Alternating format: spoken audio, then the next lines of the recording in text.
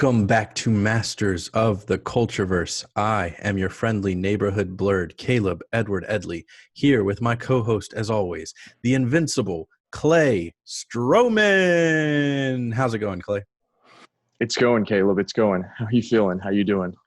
Pretty good. Well, better than I was earlier today. So here's a quick little Tell us. tangent. My fucking freezer, I don't know what. All right, so this weekend, Jessica's parents were visiting, so we stayed at a beach house, hung out with them, yada, yada, yada. Come back. I knew my hot sauces were here. As you know, I do the little hot sauce reviews for the Heatonist every month. Of course. All ready to make my wings, open up the freezer to take them out and like let them defrost and whatnot.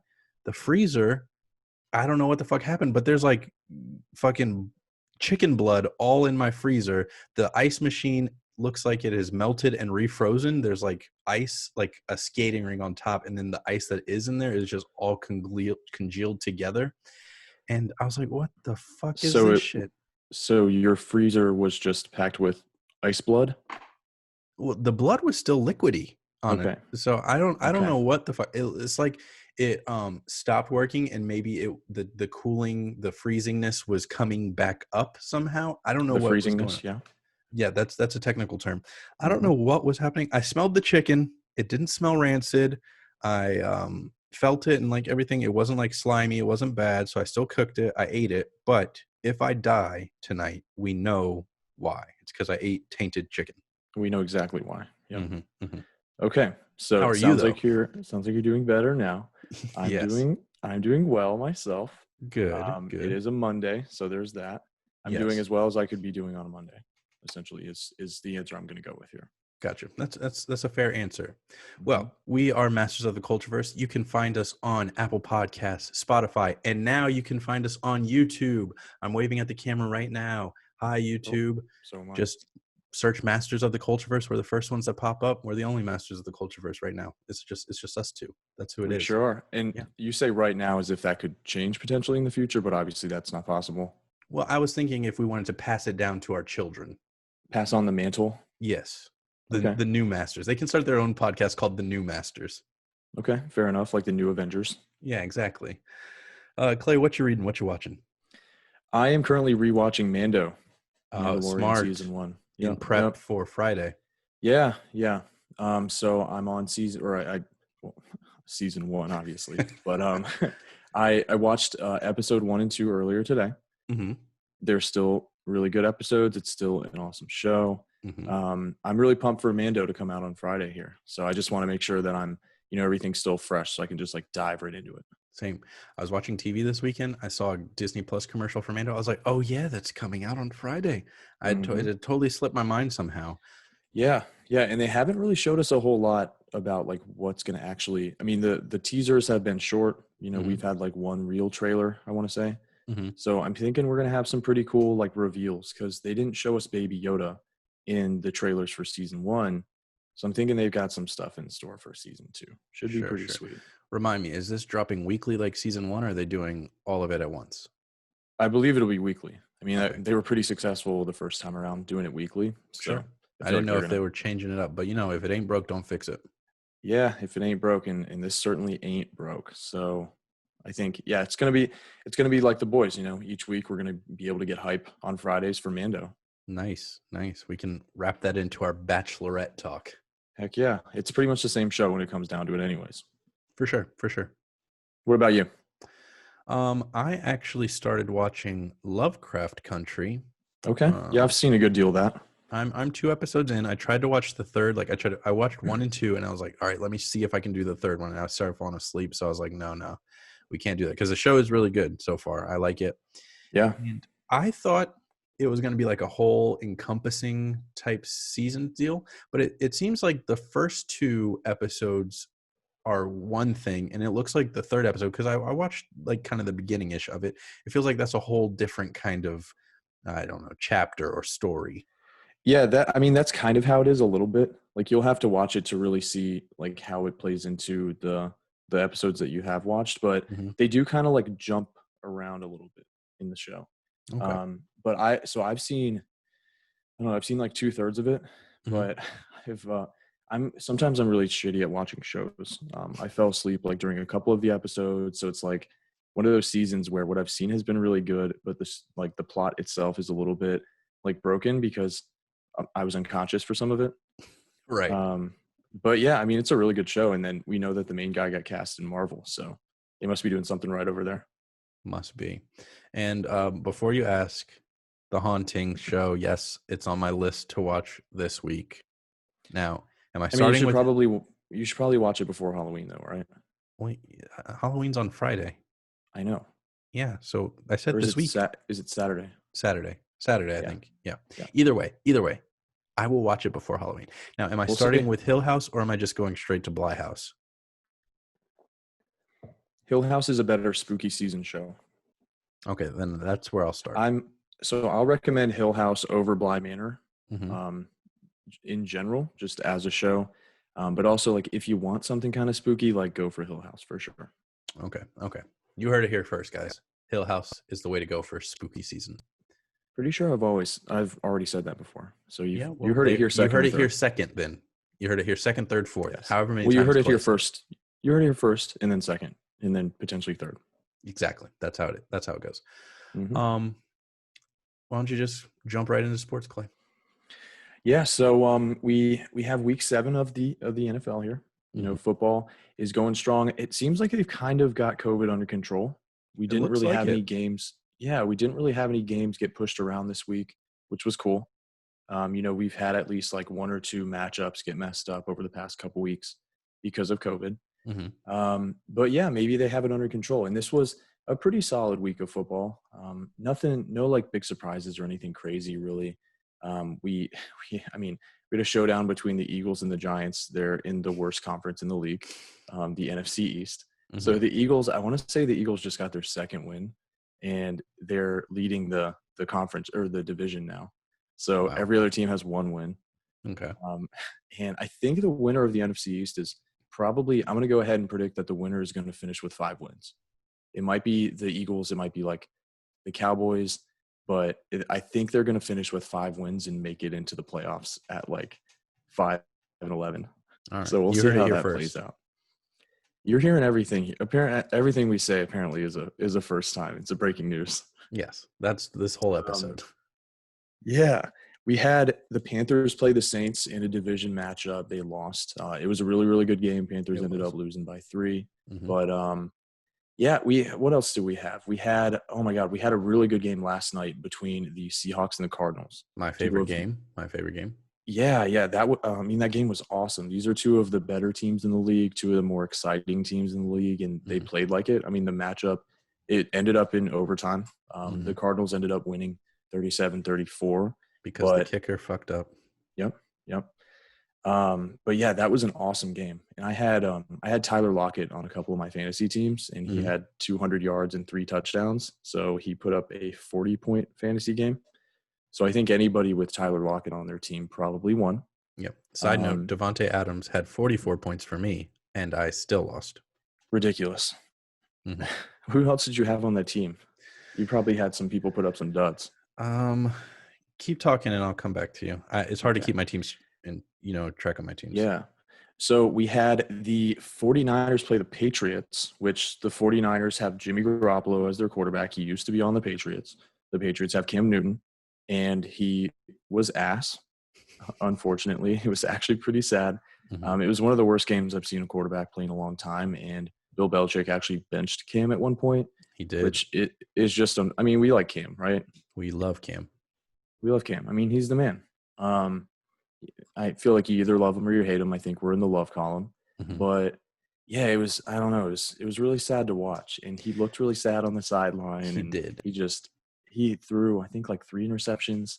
It was just really bad. They ended up losing 33-6. It was just an absolute domination by the 49ers. But Jessica's mom brought up a good point about this. So by the time they benched Cam, the game was already out of hand. So she was like, I mean, you might as well put the young guy in and see what he can do, which ain't a whole hell of a lot because he tripped over his own feet, threw like 2 interceptions. I don't know what the fuck was going on. Yep. And what's kind of interesting is that we had Tom Brady playing at the same time the games were coinciding, and he absolutely went off. Yeah. I want to say he threw four touchdowns. All of them were to different players. So he's just in midseason form because I guess it is midseason. That'll do it. And yeah, they put up 45 points and just like destroyed the Raiders, who have been looking pretty good. But now the Buccaneers, they have one of the best defenses. Mm-hmm. Their offense looks awesome. They've just got tons of weapons, and Tom Brady looks, I mean, he's looking as good as he's ever looked right now, which is kind of weird for how old he is. And they just signed Antonio Brown. Yes. I don't know how I kind of forgot about that. They just signed Antonio Brown. It happened before. It's fine. Yeah, but so Antonio Brown, I believe he's eligible to play in week 9. I think he's suspended through week 8. Mm-hmm. I have heard talk about like how the league maybe would extend his suspension, maybe, but I don't think that's actually going to happen. For what reason? Well, I think the league just hates him. Like they should at this point. He's just been such a shithead. Yeah, I guess, but it's still fucked up. He's had a couple chances to not be a shithead, and he responded in kind by just continuing to be a shithead. Yeah. So yeah, the Buccaneers, I mean, they already have maybe the best receiving core in the league with Mike Evans and Chris Godwin, Gronk, and now they have Antonio Brown just like for no reason. So they kind of seem like the Super Bowl team to beat right now.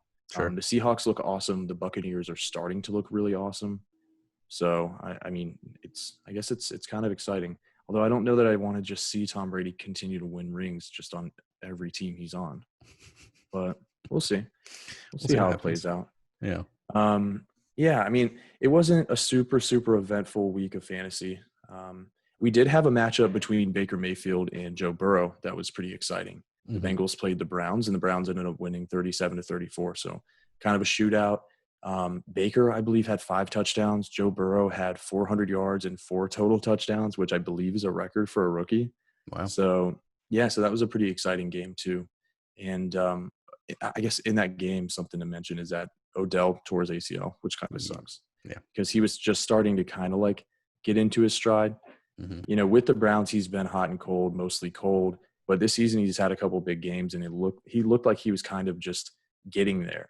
And now he's done for the season, so that sucks. Yeah. Other than that, I mean, we're about halfway in the season here, so we've got a lot more football ahead of us, which is cool. We have the Bears playing who are the Bears playing right now? The Rams. The Rams, yeah. Bears are playing the Rams. The Bears are 5-1. I think the Rams are 4-2. Bears are one of the better teams in the league, which is kind of surprising. Yeah, I need their defense to do like negative points. Who, Rams? The Bears. You're starting the Bears defense, or you're playing against the Bears defense? I'm playing against them, so I need them to have negative to do points. poorly. Okay. Yes. So hopefully the Rams will blow them away. Hopefully. I think it should be a game that's like it should be a high scoring game. So that works in your favor. True. So we'll see. Fingers crossed. But you were asking, Edelman in that league only got me 2 points. Fucking Mike Williams got me 1 point. Yikes.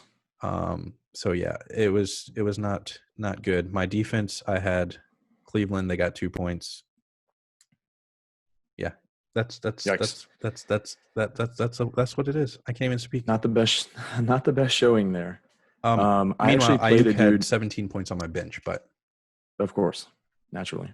Would you have won if you started him, like over Mike Williams? Yes. Okay. Well, Mike Williams is kind of a bum. He doesn't really catch touchdowns. He really only catches like short, really difficult passes. I don't have Mike Williams on any of my teams, and he's like on waivers in several of the leagues that I'm in. I say several of the leagues that I'm in because I'm in 6, which is still ridiculous. Yeah. I actually played a guy in my work league this week where at the start of the Seahawks-Cardinals game, his projection was 95, and I had already scored like 120 points at that point. Damn. So his projection was 95. I was already way past that. So I'm like, okay, this week it's done. I've got this in the bag. Right. I stopped looking at it, totally forgot that he had Tyler Lockett on his team and Kyler Murray. He ended up putting up 140 points on me because they combined for like 78. I think those two players. Holy shit. His projection was 95, so I ended up losing. I was supposed to win by like 25 points. I ended up losing by 25. Yeah. At least you were consistent. That literally could not have gone any worse for me. Like that was worst case scenario. It happened. Yeah. Like worst case scenario and then some. Jesus. Just I'm sorry like for you. rub me. Yeah. I don't. Yeah. That was not fun. But luckily I'm in 18 other leagues. So there are some wins in there too. Just sprinkled in there. Yep. Yeah, I mean, other than that, we've got the World Series playoffs going, or we've got the World Series going on right now, and we have Game 5 coming up. The Dodgers lead 3-2 right now, so that's just another piece of sports. Another piece of sports. Yeah, and I'm not really going to say a whole lot more on that one there. We'll see how that plays out. All right, you'll find out who the winner is. Don't worry, but Clay's not going to speak much about it. Super invested in that one, but we will speak on it. Gotcha. Well, thanks for sharing the wonderful world of sports. You're welcome, Caleb. Anything for you. We don't thank each other. I really only do it for you. Oh, and the listeners. Yeah, I know. But I can only see you right now. True. I only have eyes for you, honestly. They can also see us. Every time I mention YouTube, I'm going to wave at the camera. So Clay's throwing up a piece for those listening. Mm-hmm. Subscribe on YouTube, please. That would be great. All right, moving on to video games. Ghost of Tsushima sequel in the works. I'm Ron Burgundy. So apparently there's a narrative writer job listing on Sucker Punch that hints at a sequel because it says something about a game set in feudal Japan. So this could be a sequel, could be a prequel. Who knows? But it might tie into the same kind of universe. Yeah, and I believe the first game starts. I think it's like 13th century. I think. When was the feudal era? I think feudalism started like beginning of the. I want to say it started in the 12th century, and the game happened in the 13th century. And what's funny is that the katana actually wasn't even created until the 15th century. Oh yeah. Yeah, so that's one of the things about the game that's not accurate. The rest of it is pretty historically accurate, but you can't have a samurai game and not have a katana. Oh yeah, of course. So yeah, I mean, this period in Japanese history lasted like 500 years or something like that. So there's a lot that they can play around with there. Now, do you think we're going to see? I mean, Do you think we're going to see Tom Cruise that era of Japan? I hope so. God. He is the most famous samurai. Well, he was the last one. He was the last one, yeah. So, right. You know, here's a fun fact about The Last Samurai. The title, samurai is singular and plural. So the title of the movie is actually about Matsumoto's tribe. The last group of samurai. Yeah, I'm not. But everybody thinks it's Tom Cruise. I thought that until not too long ago, honestly. I think probably 99% of people who've heard of that movie think that. Well, now our listeners are a little bit more educated. Yeah. If you listen to MotC, you are officially ahead of the curve. There you go. Congratulations, y'all. What were you saying? Not shocking that there's a sequel in the works. I think as soon as they put this game out, like they probably already had a sequel planned before it even released. They knew this shit was going to be dope. Yeah. They knew this shit was going to be dope. And it is. So, yeah, if anything, I'm kind of surprised that they're just now starting to get into it. Well, maybe they were taking time to work on that multiplayer DLC and whatnot. Fair. Yeah, and that ended up being awesome. Have you played any of it, Legends? No, I have not played it yet. I haven't played, honestly, I haven't powered up my PlayStation in probably a month. Why? I don't know. Why? I've been like watching more stuff than I was like hardcore playing my PlayStation like from the beginning of quarantine until about a month ago. And then I started watching more things. I don't know what happened. But I want to get back into it. I will get back into it. Let's get up on some Legends. I mean, it's 2-player. Let's do it. We can do it. We can do it. 2-player. Anytime this week. I'm free. Okay. I have played I've played, a good bit of it. I've played a few hours of it, and I will say, so there's a matchmaking feature, obviously, whenever you don't have somebody, in your party with you. And I have played with a wide range of skill levels, like as my partner. And the last guy I played with, he could not stay on his feet. He just kept dying over and over again. Like we would restart the mission because he died. Like I would die. Right. I would die after him. Yeah. But like you can revive each other, and I was constantly just going over to this dude. And after we restarted the same mission like 4 times, just playing on bronze, which is like you can play bronze, silver, or gold for each mission. And after we had to restart like 5 times, he just quit. So then I tried to get through it on my own, and I couldn't. He just fucking left you hanging? Honestly, so at one point I died before him, and it was the only time I died before him. And it was because I was taking on like everyone, and he was just off to the side, like dicking around. I died, and it made me spectate him.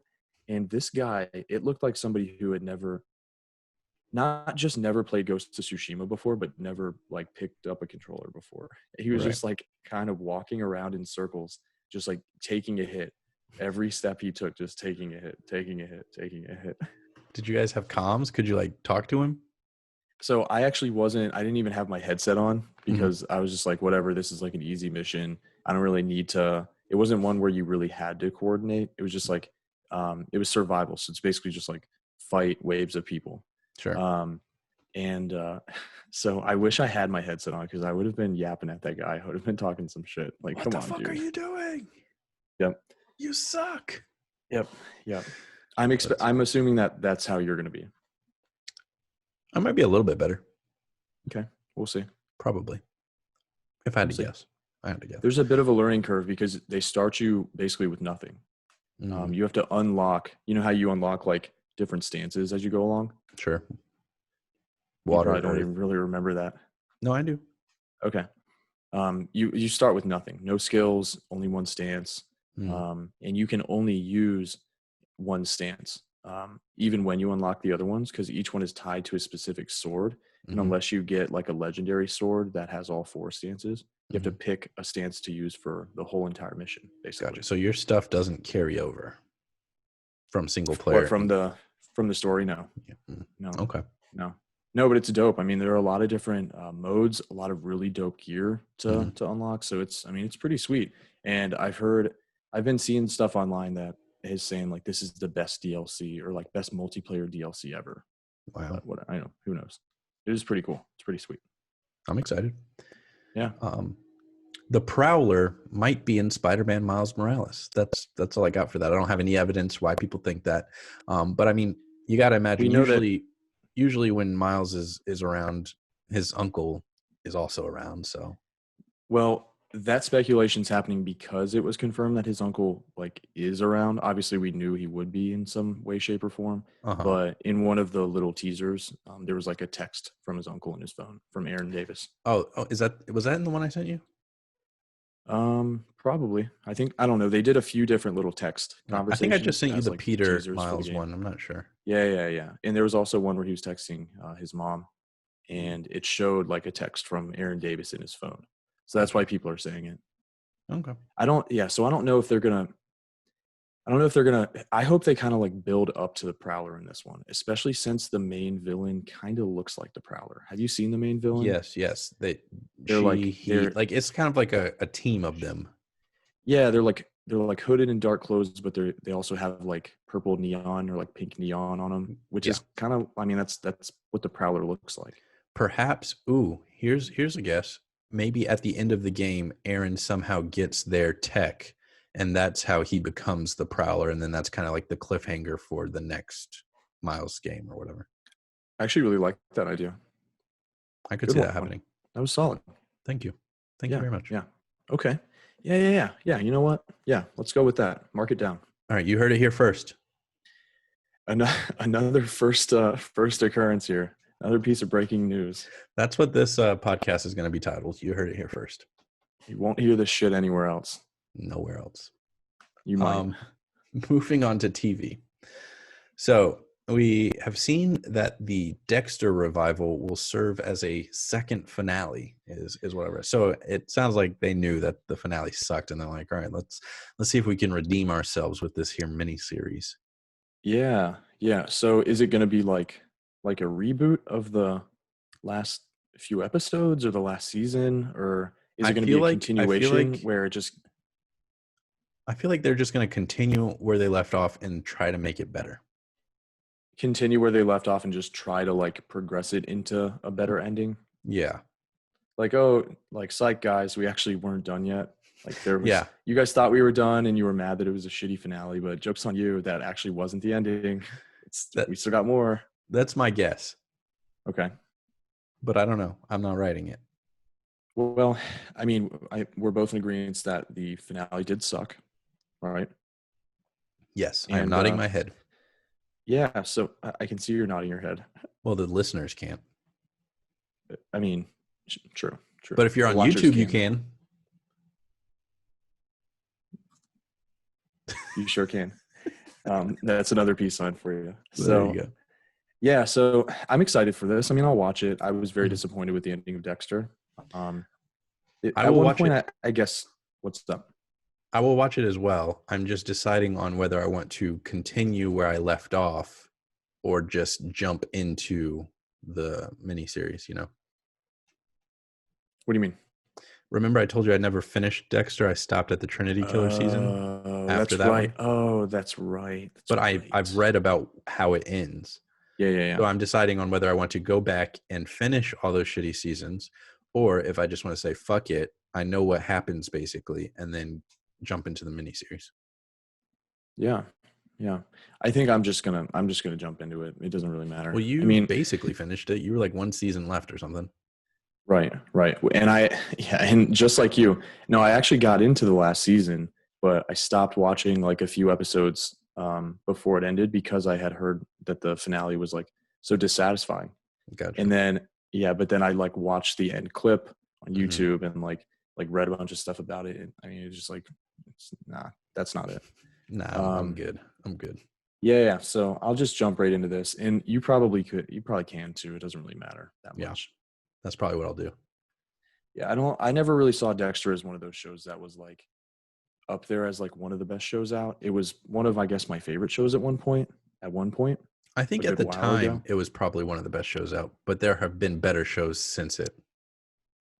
What else was out there around that time? True Blood, which I never got into. I guess The Sopranos was probably out around that time. That's universally acclaimed. I've never watched it. But yeah, I think especially Showtime. I can't really think of any Showtime shows that were big. Well, I don't really know anything about Showtime, just in general. So. Just Dexter. Yeah, that's pretty much it. And I only watch Dexter on Netflix. You should watch Black Monday. That's good. That's on Showtime. What's that all about? It's about Black Monday, which is a real event. It's like a single worst day in the stock market or something. Okay. And it's kind of like a fictionalized, because in real life, nobody knows what caused it. It just kind of happened. So this is kind of like a fictionalized version of what led to that. That's all season 1. I haven't watched season 2 yet. But all of season 1 is kind of like what led to Black Monday. So, I mean, it takes place in the 80s. It's got Don Cheadle in it, Andrew Rannells, Andre from the League. I can't remember his real name. I think it's like Paul Shear, something like that. It's got a good Regina Hall from the Scary Movie, Brenda. Yeah. So it's got a great cast, and it's pretty good. Season 1, I can vouch for season 1. It's good. Cool. And I guess that now that you like got into it, I guess I have heard of Black Monday. I mean, that's a pretty like well-known event. Yeah. Cool. So Tim Burton is in talks to develop an Addams Family TV series, and it will be set in present day and from the point of view of Wednesday Addams. Now, I particularly don't really care about this. Yeah, I mean, I was never, a huge Addams Family guy, but I watched it as a kid for sure. Yeah. I think that, this definitely feels like something Tim Burton, was maybe destined to do. Of course. it's very much in his wheelhouse, in his breadbasket. Yeah. I don't know. I mean, I'm interested to see what they come up with here. I'll watch it. Sure. I'm just not that interested into. I've seen this a lot. Not so much recently. I'm trying to think of something recently, but like there was a big craze a few years ago where it's like take this old TV show or old something and then keep the characters from that in their time period, but have everything else be modern day and see like what kind of craziness happens. So that's Yeah. the part I'm not that wowed by or interested in, you know. I want them to do that with Beverly Hillbillies. They did that in the 90s. Did they? There was so you know Beverly Hillbillies was a show back in the 60s, black and white, blah blah blah. But Yeah. in the 90s, they made a movie, and it was them, and they like inherit a bunch of money or something. They go to Beverly Hills, maybe. I haven't seen it since I was a kid, but they did it. And I guess wait. You said it was a movie? In color? Yep, in color. The dude, because I used to watch the show on TV, the like original black and white show.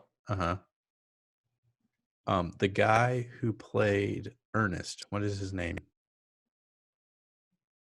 I don't know. All right, well, he's what's his name? Jim Varney, that's his name. R.I.P.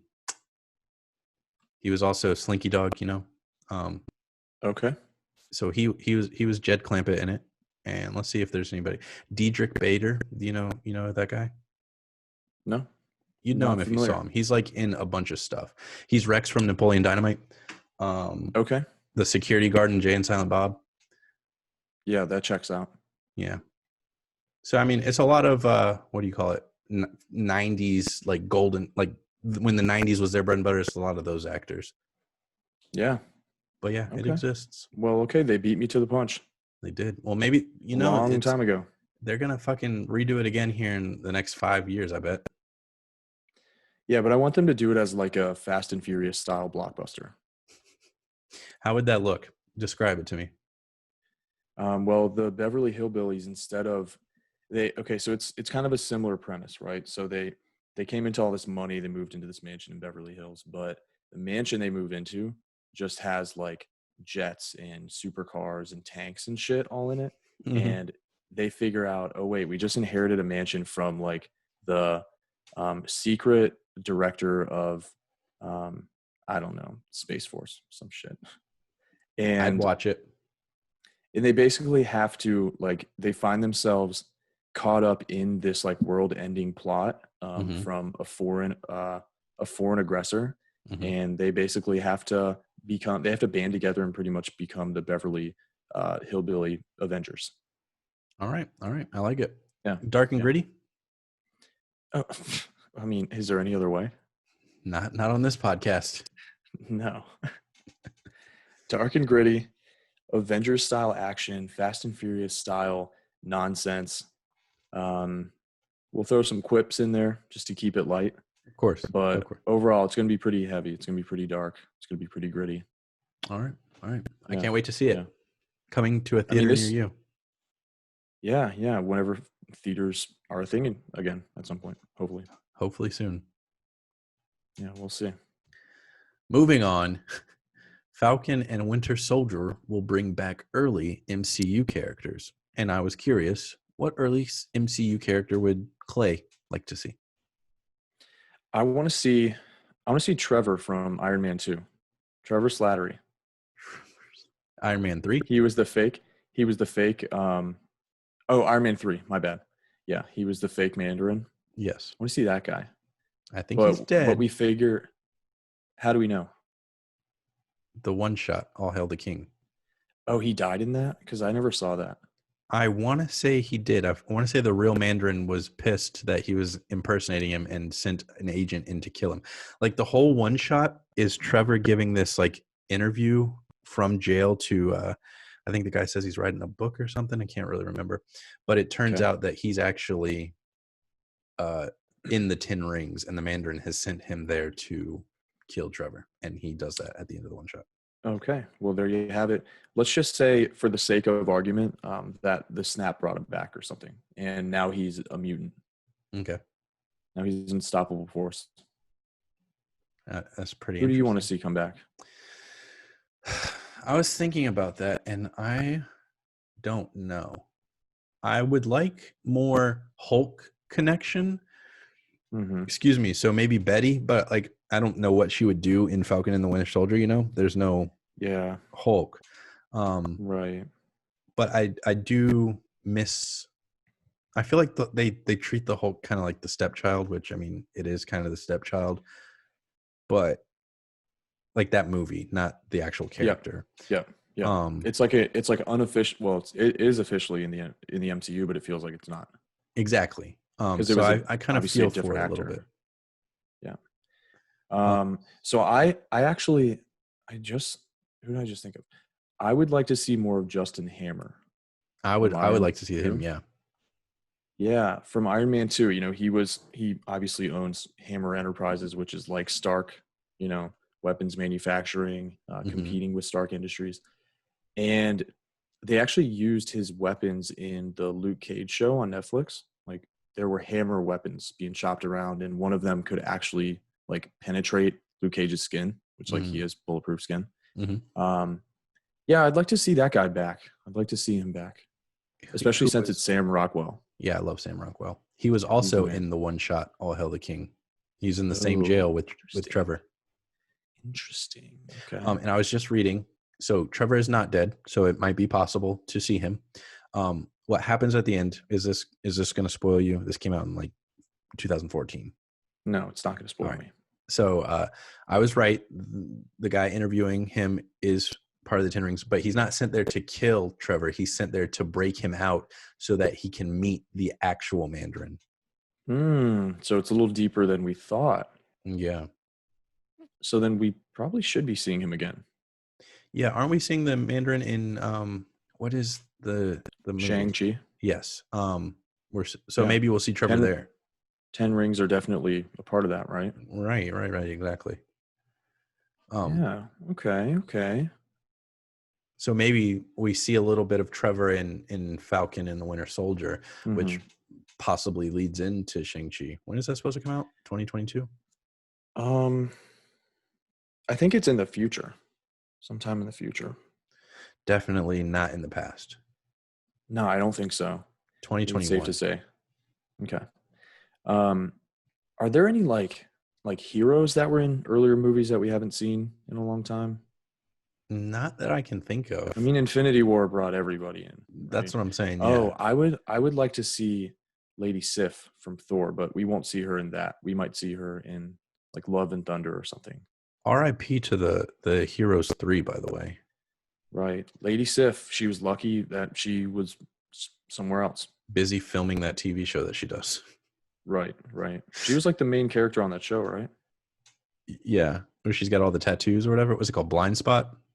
I think it's called Blind Spot, yeah. Yeah. Never got into it. But never watched it, no. No. But I like Lady Sif. Yeah, she's cool. I liked Lady Sif and the Heroes 3. They should have had their own spinoff or something, like a little one shot or something.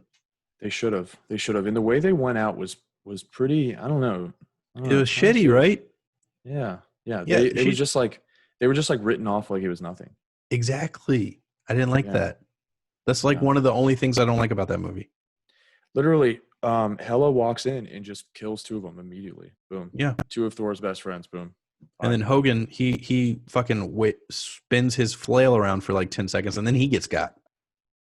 Technically, he did put up a good fight. I mean, she killed like 200 Asgardian warriors in that scene, and he was the last one standing after being the first one to attack her. So sure, he did put up a good fight, but ultimately he just died unceremoniously like everyone else. Maybe they'll come back. Maybe they're not actually dead. Maybe she just like wounded them really bad. Because they seems like she was killing people for sure. I think she killed a lot of people in that scene. Let me dream. Okay. All right. You have your dreams. Who am I? Who am I to step on your aspirations, man? Thanks. But yeah, I don't know. I'm interested. Like, what do they mean earlier characters? Like that reporter who slept with Tony after she interviewed him and was there at the end of Iron Man 1? Is that who's coming back? Baby Girl. What's her name? Baby Girl? I think so. I think that's her superhero name. Baby Girl. What if we see, I mean, we could see, That kid Harley, he could do something Oh at yeah, some he could point. come back. He could come back. We saw him at the funeral. Right, right. Looked like a completely different dude. He did. It took me a minute to realize who the fuck that was. Yep, I yep, was like, who the fuck? Oh yeah. yeah. Someone's got to take up the mantle Well, I thought they were gonna do a Ironheart type deal. with Riri. Yeah. Yeah, that would be cool.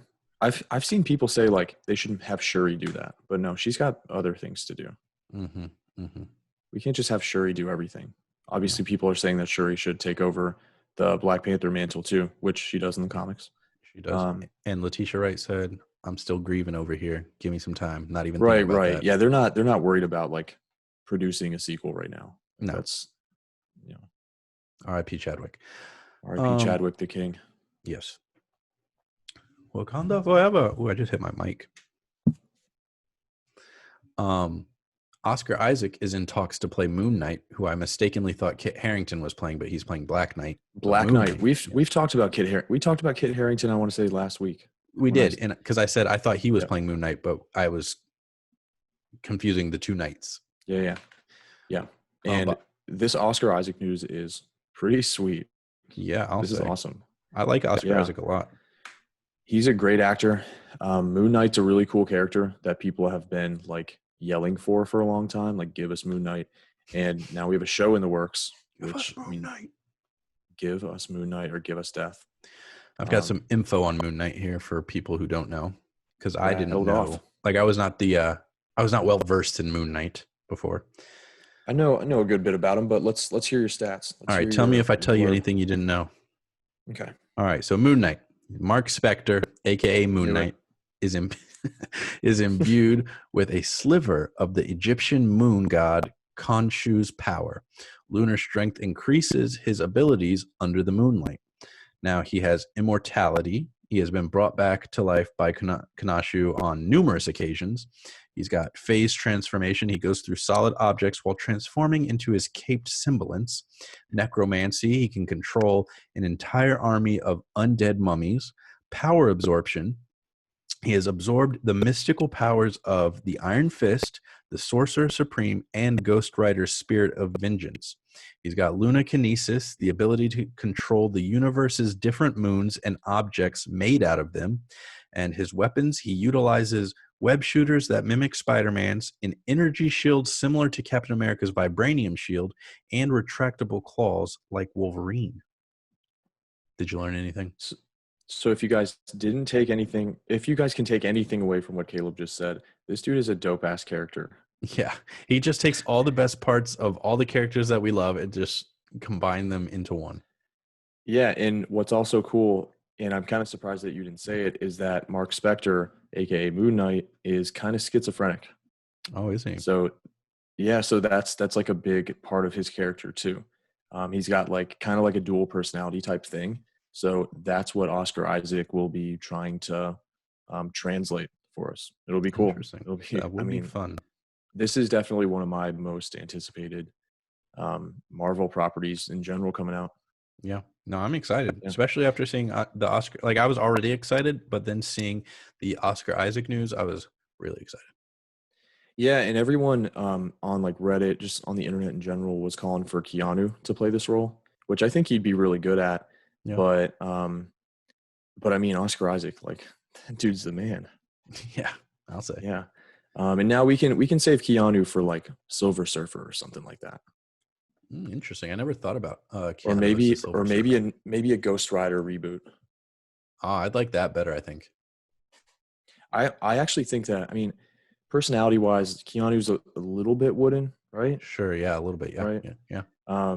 Which I feel like plays a little bit better into Silver Surfer, who's pretty like flat in just the way that he like expresses himself. That makes sense. But then Ghost Rider, I guess he really only kind of has one personality too. He's just mad and on fire. So didn't we see Ghost Rider in Agents of S.H.I.E.L.D.? Yes. Yeah. They did like the newer version of Ghost Rider from the current comics, which is not the which Johnny is different Blaze version. Yeah, not Johnny Blaze. I forget what his name is. Was it like Diego something? Yeah, Diego, I believe. Something like that. Yeah, I can't remember either. Yeah, I think he looks cooler. I mean, he's got like a really dope ass mask. He doesn't ride the motorcycle. He drives a muscle car that's like on fire. Nice. Yeah. It's pretty sweet. Pretty sweet. Pretty sweet. Okay. I was never really that into Ghost Rider, but I wasn't either, especially, I mean, those movies were fucking awful with Nick Cage. I mean, yes. look, Nick Cage, dude's a god, whatever, but those movies sucked. Yeah. Moving on. Power Rangers to have a connected film and TV universe. So it's the end of the fucking world creator Jonathan Entwistle put in charge of developing film and TV projects in an effort to connect all stories. Now, what I want to know is if they're going to like, not necessarily like scrap all the old like Mighty Morphin and all that stuff we grew up with, but are they going to say like that stuff exists, but this is like its own new Power Ranger universe and do like new TV shows, new movies there? So that's what I was wondering, you know, when this news came down. Mm-hmm. I don't know, I feel like it would make sense for them to start something new, but loosely tied into like the classics, if they can. Mm-hmm. So yeah, I think I'm kind of on the same ish page. I'm gonna explain what I would like to see. You tell me if this is kind of similar to what you're saying here. Let me start by saying the movie that came out in 2016, that was kind of like a reboot. It was like the same names as the original Mighty Morphin Power Rangers. It was kind of like the retelling of that story in modern times, right? Yep. So what I'd want to see is like, fuck all that. I want to see like the old stuff, like that all happened, but we're starting new. Like they can still be Mighty Morphin Power Rangers. Like go back to the original Tyrannosaurus, blah, blah, blah, blah, blah. But they're new characters. And then we can see, yes, there it is. We can see like some of the older guys like pop in and out, you know, train the newbies, stuff like that. So it still has that connection, and it still is kind of the reboot you want. Like if you want to do Mighty Morphin Power Rangers, you can still do that, but I don't need it to be like Kimberly and Jason and Billy and all that, you know. So basically you're saying it's Cobra Kai. I haven't watched Cobra Kai. Well, it's new kids being trained by the, you know, characters from the classic or from yeah. Well then, yeah, I guess. Yeah, I think it feels like it would make sense the way that you just kind of broke it down. Mm-hmm. But do we know that it's connected to, like, are we scrapping the 2016 movie altogether, or are we building off of it? I don't know. I would say scrap it, but if I was in charge, though. Yeah, I can't imagine that movie did too well. It didn't. And financially. Even, like, fans didn't really like it that much. Yeah. It got, like, mediocre reviews. Yeah, I mean, think about it. So Rita Repulsa, it was just kind of this, like, crazy schizophrenic homeless lady searching for gold the whole time. Goldar was just, like, a symbiotic kind of none of it was like what it should have been. Yeah, but it had Bryan Cranston. So fuck, I forgot his name. How could I forget his name? SNL, Bill Hader. Thank you. Oh yeah, yes. Thank you. Oh, I forgot he was in that. Yeah, he was Alpha. Okay, yeah. Those were the two best parts in my opinion. Yeah, that was an interesting movie. I don't know that it's something anybody asked for in the first place. They didn't really. Yeah, and they basically took Power Rangers and they made it like they leaned into the whole alien aspect of it. Yeah, they really especially with their suits. Mm-hmm. Yeah, so I don't know. It was kind of weird. Yeah, I wasn't a big fan. I actually saw that in theaters. Same. Yeah. Not really sure why. That might have been during my movie pass days where I was just like seeing everything. I saw it because I was a big Power Rangers guy back in the day. Probably for too long. Like I was getting all the morphers. Yeah. So I was not. Last time we talked about Power Rangers on this show, it became clear to me that I did not stay like a diehard Power Rangers fan as long as you did. Mm-hmm. Because you were talking about like the time one and like the ninja one, which like I wasn't around for that. Like I kind of fell off. I fell off when I started growing up a little bit. I think I think what kept me there a little longer is I have a younger brother who was still watching it, so I would still see it. That'll do it.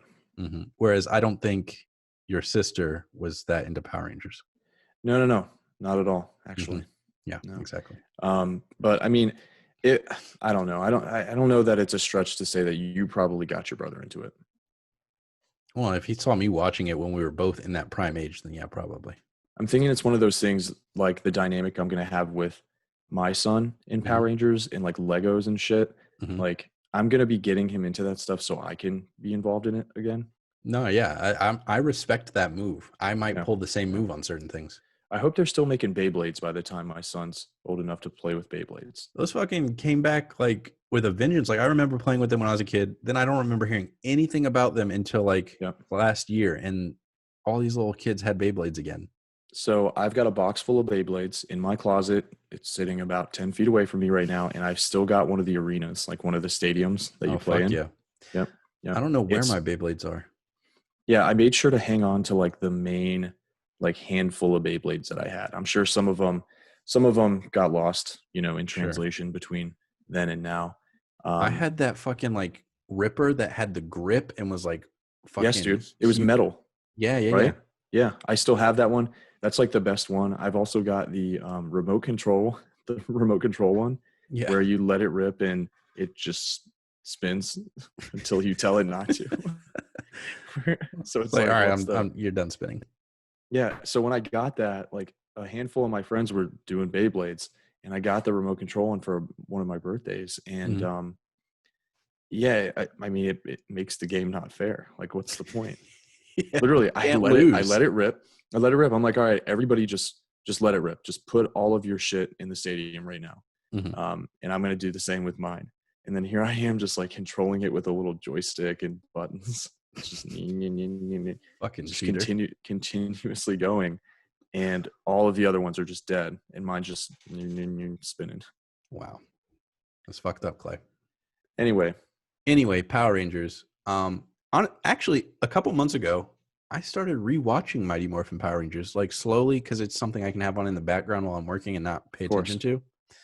And okay, very, very 90s show, let me tell you. Doesn't necessarily hold up to today's standards. Fuck no. But the nostalgia factor holds it up for me, Oh yeah, for sure. I haven't gotten to Tommy yet, so I'm excited to get there. Yeah, I always really liked how their version of violence was just a lot of sparks flying everywhere. Sure. Like a Power Ranger gets kicked or hit with a sword, and it's just sparks everywhere. Always. Like, what are these people's bodies made out of that they have so many sparks inside of them? I like that the spandex is supposed to be armor. Like, they're like, all right, when you use the morpher, you get all this armor and shit, and then they're just in spandex. I'm like, like watch out, you're going to get kink in your spandex. Like one of those morph suits. Yeah, exactly. Which, is that where that term came from? Ooh, I don't know. Maybe. What do you think, YouTube? Are you pointing to YouTube? Yeah. But yeah, no, I mean, I'll check it out. Yeah, I'll check it out. I was trying to decide, but yeah, I'll check it out. I'll be watching this new Power Rangers. I was trying to decide, like, it will. I was thinking, like, would I care if it was like movies, TV, or like TV movies? But I was like, no, it doesn't matter. I'll still check either one out. Same. Moving on to movie news. Fast and Furious saga ending after 2 more movies. So Justin Lin is set to direct the last 2 films, 10 and 11. Remember, we still don't have 9 yet. This is not included in the final 2 movies that they're referring to. Mm-hmm. And what was your theory, Clay? Okay, so they announced that they were going to space, right? Yep, they did. So then my theory, and which I've mentioned before, was that are they going to space in 9, or they say maybe in 10? I think that was for 10. Okay. So they're going to go to space in 10, and then 11, which will wrap everything up, will introduce the multiverse and time travel. There it is. At the same time. You heard it here first. Yeah. So they're going to, after 10 movies, they're just going to go crazy with, I mean, they've already gone crazy with these movies multiple times. They're going to go crazier, about as crazy as they can get, and just like blow everything wide open. Multiverse, time travel, series over. Where are they going to time travel to? A different time, I think. Okay. Yeah. They'll time travel to feudal Japan, I think. They're going to make a video game about it? They're going to time travel to the 15th century and invent the katana. Vin Diesel's just going to go to like the blacksmith and be like, "Wait a minute, I got something," and then he's just gonna fucking katana. Yeah, he unsheaths it. Shing, salute me, familia. I am Groot. Yeah, that too. Well, multiverse. Yeah, exactly. His multiverse characters are gonna just like merge. Yep, Iron Giant, Groot. Mm-hmm. What else has he done? Riddick. Yeah, Riddick. Bloodshot, which I haven't seen and probably won't see. Same. Ditto. Is he in anything else? Did we ever see him with hair? Yeah, and Saving Private Ryan. Did he have hair? He's had hair in something. Mm-hmm. Did I see that movie? I think. Did you see Saving Private Ryan? Well, I definitely saw Saving Private Ryan, but I can't remember if that's the movie he had hair in. Interesting. I'm looking at a picture of him with hair. Not really sure what this is from, though, but the hairline is receding like a motherfucker. It checks out. Yeah, I don't know. And then there's a fucking meme of him with the Macklemore haircut. So great. Just picture that. That'll be him in Fast and Furious 11. Dom takes it to the next level, and that's how he does it. God, that's funny. In other news, Jared Leto returning as Joker in the Snyder Cut, along with Joe Manganiello as Deathstroke. Now, Deathstroke, I don't give a fuck about Jared Leto's Joker. Deathstroke is who I've wanted to see since, what was that, Batman versus Superman? We saw him in the after credit scene? No, Justice League. That was Justice League? Yeah. Oh. Yeah, and he was supposed to, I believe so they cast Joe Manganiello. Close enough. Yeah. So they cast him to play Deathstroke. I believe the initial idea was for the Ben Affleck solo Batman movie that Ben Affleck was writing and directing. Yes, all coming back to me now. Yeah. So Ben Affleck actually was the first one that announced Joe as Deathstroke. It was with on that his picture Twitter. of the monitor, right? Well, it was like a short clip from a monitor. Yes. Yeah. It was just like him, like kind of walking up into the frame, looking fucking badass. And then Justice League, the movie, was trash, and they like shoehorned in this post-credit scene where Deathstroke meets up with Lex Luthor, and he's like, maybe we should start a league of our own. Yeah. Yeah. So I know they brought him back to do reshoots as well as Leto for the Joker. Mm-hmm. So they're filming some new shit. But Joe, I saw a tweet from him the other day, and it kind of made it sound like they're only redoing that post-credit scene. Oh, damn. That's unfortunate. Which I hope is not the case, but his tweet made it sound like it. Like the real post-credit scene is that's kind of along the lines of what he said. Mm-hmm. So we'll see. But okay. So now people are like, now that we have Leto coming back, we have Joe coming back for Deathstroke, and we've got Batfleck back. Mm-hmm. And we know that Batfleck is going to be, involved in a couple things going forward here, and might be Batman, for the foreseeable future still. So now people are speculating, okay, is there going to be a Batman HBO Max show where we have Deathstroke, we have the Joker, we'll introduce like more of Batman's villains and things like that, which I think would be awesome. That's like best case scenario. But do we think Pattinson wants to do that? No, Batfleck. Oh, Batfleck. Yeah. Is doing the TV show where Pattinson has his own universe of whatever he's doing. I see. Yep. I see. Yeah. So Batfleck, we know, is still like the DCEU, quote unquote, Batman. Mm-hmm. And he'll continue to be for the foreseeable future. And then we have Pattinson, aka Robat Bat, being the other like separate Batman doing his own thing on the side. Gotcha. So we'll see.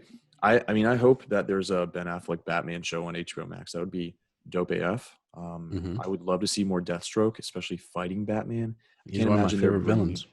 Yeah, he's awesome. I can't imagine they're bringing him back just to do another post-credit scene and then we never see him again, right? Yeah, that would be such a waste. But then again, Zack Snyder, I don't know, is going to be involved going forward. So they're like, here, make your little cut and get the fuck out of our lives. Exactly. But Affleck's still going to be involved, so he has probably some pull. I mean, he was going to direct his own movie at one point. He's a good director. Yeah, he is. I mean, he won an Oscar for directing Argo. Exactly. So I feel like he gets a lot of shit, but he's a pretty talented dude. I mean, solid actor, good director. Has maybe kind of been a douchebag in his personal life, but seems like he's on the right track these days. Sure. But he went to rehab. He got his shit together. Yeah, for the most part. I think. I don't know him personally, but I don't know him personally either. But yeah, I mean, we'll see. But we have Leto coming back. Maybe we'll get a better version of, because Joker wasn't even in Justice League, so I don't even know. I have no idea what they're doing with this. But maybe Zack Snyder. I mean, because David Ayer made Suicide Squad, and he's the one who came up with the ideas of, all the tattoos and the like gangster like wardrobes and like hated that. Yeah. I don't know that Zack Snyder would have put a tattoo straight across his forehead, just plastered right there that says damaged. Like, do you think that we really have to be told that the Joker's damaged? Well, David Ayer does. God, so I hated that. I mean, maybe Zack Snyder like reinvent, because I do think Jared Leto is a good actor. Do you not? I'm thinking. He's an Oscar-winning actor. You yourself you buy an Oscar. Okay, that means nothing to me. You yourself are excited for Morbius. I'm okay. Yes, he's a decent actor. I think sometimes he gets a little too caught up in the acting thing. Okay, I'll say that. Like the method acting thing? Yes, that where bullshit. He's sending dead rats and used condoms to his co-stars? Yes. Yeah. I guess I'm kind of excited to see, like, I want to see Joker with Batman. We haven't seen Joker with Batman in this universe yet. They had one scene. They had one scene where Batman was on top of a car. He did not interact with the Joker. Yeah. So I just want to see that, because I do think that while I don't really like Leto's Joker, I do think that he's kind of appropriate for Affleck's Batman. Like, he's just such a wild card. He's got like almost like military power. Like, he's in like helicopters, wearing riot gear, using all these different assault weapons and rocket launchers and shit. Sure. And I mean, Batfleck's got a lot of firepower himself, and he's like ruthless. And I don't know. I think they kind of fit each other a little bit. So maybe we can get some version of. You're not impressed. I mean, I less agree with that statement that you've said than anything else that you've said about this situation. How about that? What, that they could be good together? Yeah, like he's good for, like, I could see a different version of Joker for Ben Affleck's Batman as well. So could I. Okay. I'm trying to work with what we have. Okay? No, I understand what you're doing. You're being optimistic. I am being pessimistic. I'm trying to be optimistic prime. I like it. I'm trying to just work with the cards that we've been dealt. Okay. Well, we were dealt a shitty fucking hand. All right. I don't even want to play the game anymore. We sure were. Well, you can't. Ride ain't over yet, as Aquaman would say. My man. My man. All right. Yeah. Anything else you want to say about that? No. Okay. We got our first look at Tom Holland as Nathan Drake in the Uncharted movie, which we know is a prequel to the games. And I think the boy looks good. He looks good. He looks solid. And we also have Mark Wahlberg playing Sully, who's like his mentor. Did you know that? I did not. Yeah, and Mark Wahlberg put, I believe it was an Instagram post. He put an Instagram post. He has this big fat mustache now, and that's like his Sully look. So he's getting. I did see that video or that post or whatever. It was on mute because I was doing other stuff and I didn't know what he was talking about. I was just like, "Fuck it, I'll look at it later," and I never did. Yeah. So supposedly that's his Sully look. So he'll be in it too. Tom looks good. I mean, that picture, it was very Uncharted-esque. Yeah, it looked just like the game, in my opinion. Yeah. The setting looked good. His outfit looked good. I'm excited. I'm pumped. Love Tom Holland. He's the man. I'm a big fan of Tom Holland. Yeah. Speaking of Tom Holland, Spider-Man 3 is about to start shooting in Atlanta. Okay. Just saw a video of Tom get his iPad with the script on it. He said he's not going to read it to us because he learned his lesson. Yeah. So there we go. Yeah. That's hype. Yeah. Hopefully I'm excited. Hopefully we get Toby and Andrew. Hopefully. Fingers crossed. Which, we'll see. Nice little segue. Is Morbius in the Raimi universe? Now, I've got some evidence here that I want to lay out on the table here. So back when we saw the Morbius trailer all that time ago, pre-COVID, times were much happier. I don't remember another life at this point. It's been too long. This life is the only one I've got. Yep. So anyway, back then we saw the trailer and there was a graffiti of Spider-Man on the wall in an alley, and people were like, "What the fuck?" Because it wasn't Tom Holland's. It was a Spider-Man. very specific Spider-Man. It was the Raimi Spider-Man, and people were like, "These fucking dumbasses, they don't even know what they're doing anymore." I don't know why they have that accent. Raimi Spider-Man, aka Tobey Maguire. Yes. Mm-hmm. And so then we also saw the Raimi Daily Bugle logo on the side of a bus, which read, "Where is Spider-Man?" But now with all of this Spider-Verse talk, what if during Morbius, Tobey isn't in his own universe? He's off doing Spider-Verse stuff in Spider-Man 3. In Spider-Man 3. I think that's pretty good. I like it. I'm with it. I'm on the bandwagon for this. Which also makes me feel a little bit better about Michael Keaton's Vulture approaching Morbius in that trailer, because I was so pissed about that. I was like, what is this bullshit? Like, number one, he's supposed to be in jail. Number two, I don't want these shits connected to the MCU Tom Holland Spider-Man. And but this made me feel better. Yeah. And I mean, maybe we were just the ones being stupid. You know, you said like, this is so stupid, you know, they're like making mistakes, you know, with continuity, but maybe we're the ones that are stupid. And with Morbius, they were revealing a Spider-Verse to us. Mm-hmm. We just thought they were making mistakes. Maybe. I will admit I was wrong, but Sony, this is my weekly plea. Release Spider-Man and all his properties to Marvel. Please. And that's my plea. Please, Sony, you owe us at least just this one thing. Everything that we've done for you. We've watched all your shitty movies. Mm-hmm. Paid my money at the box office, all right? Yeah. I've played pretty much every Spider-Man game that's come out, Sony. Come on. I own a PS4. I owned a Sony TV at one point. Yeah. But yeah, no, I like that theory, and it does bring me some inner peace. That's what I'll say. Yeah. It makes things make a little bit more sense than they did before, and it's actually pretty exciting. My hype level for Morbius was fairly low. I know yours was a little bit higher. Mine was fairly low. It is now bumped up a notch. That was a notch. Yeah. There we go.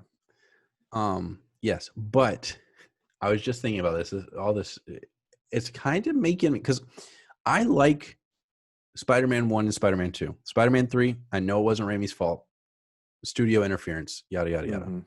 But this kind of makes me want another Tobey Spider-Man, because I enjoyed Tobey as Spider-Man. All right, so before Tom Holland, it was Tobey, then Andrew. Now it's Tom, Tobey, Andrew for me. Yep. Yeah. So Spider-Man, the Raimi trilogy, Spider-Man 1, 2, and 3 with Tobey. Obviously, those are like our first like superhero movies, kind of. Like, you know, we had Batman movies back in the day, but like they came out kind of before our time. Sure. Like Keaton was a thing before our time. Yeah. And then the Batman movies after that were worse. And Batman Forever is a great film. Yes. I mean, for what it is. So, and then we had the Spider-Man movies come around, and they kind of like introduced us, we were kids at the time, to like superhero movies. So those will always hold a spot in my heart. Mm-hmm. But at the end of the day, I don't really like Tobey Maguire that much, just in general. I think he played a good Peter Parker. Mm-hmm. Didn't really like him a whole lot as Spider-Man. Mm-hmm. Whereas with Andrew Garfield, I didn't like his Peter Parker. Mm-hmm. I liked his Spider-Man a lot. I still think I actually still kind of think that Garfield might have been the best Spider-Man, like not Peter Parker, but just Spider-Man.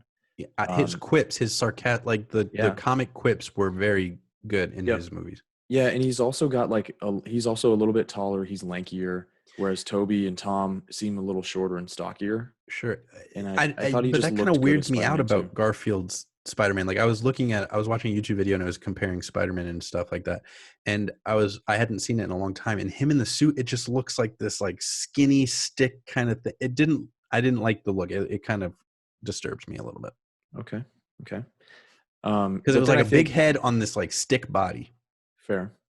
And then I do think that Tom Holland is both a good Peter Parker and Spider-Man. So He's a good think, match. Yes, that's why he's my number one. Yeah, I do think he's the best.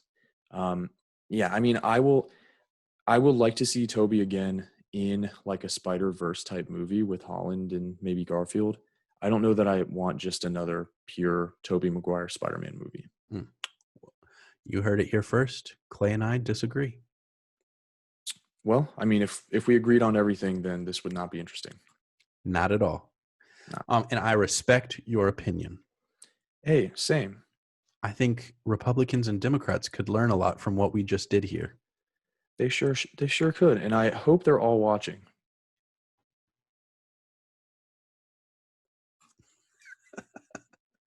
For those of you not watching on YouTube, I just pointed at the camera and waved. So, and that was what that silence was. I just threw up another peace sign to Congress. Oh yeah, Congress. Yeah. But yeah, I mean, I'm a little bit more excited about Morbius now. So we'll see what happens. I'm super fucking excited about Spider-Man 3 because I know we're gonna get what we want. Heck yeah. Which is Andrew and Toby and Tom all together. But let's move on and talk about some Bachelorette. I wish we had like segment music. Like when I said the Bachelorette, it could just be like violins or something like, you know, we could do that, right? I mean, there are a lot of things we could do. We could.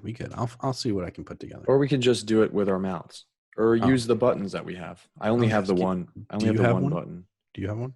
Well, I only have the one button. I don't know that it would work for this, but we can try it. Try it out. Okay. I'm vengeance. I think it works. Was that a good segue to the Bachelorette? Oh, it was fantastic. The best segue I've ever heard. Cool.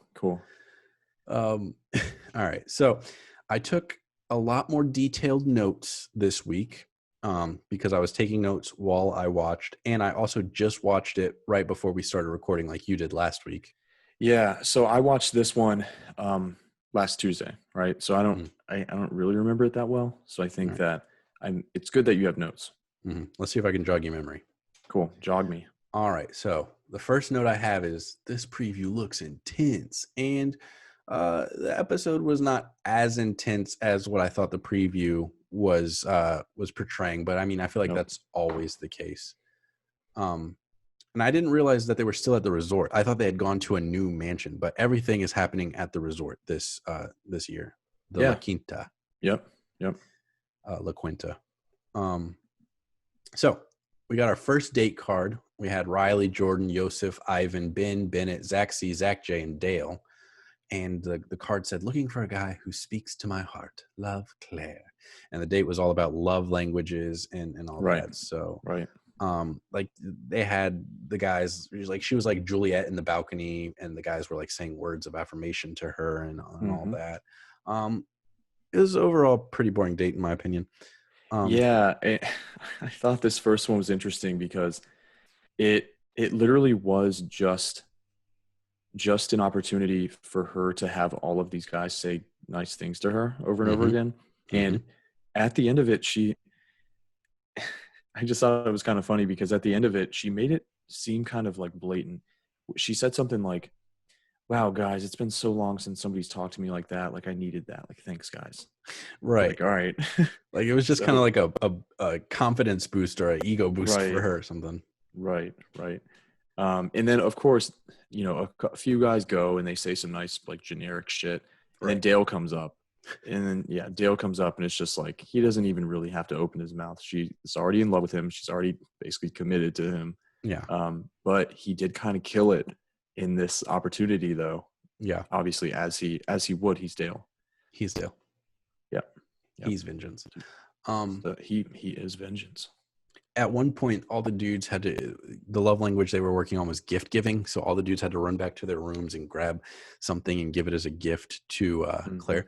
Now, I will say, I liked the chess piece that Ivan gave Claire. I thought that was very kind of like thoughtful. Like, it wasn't like some guy brought a t-shirt and he's like, oh, it smells like me. Here you go.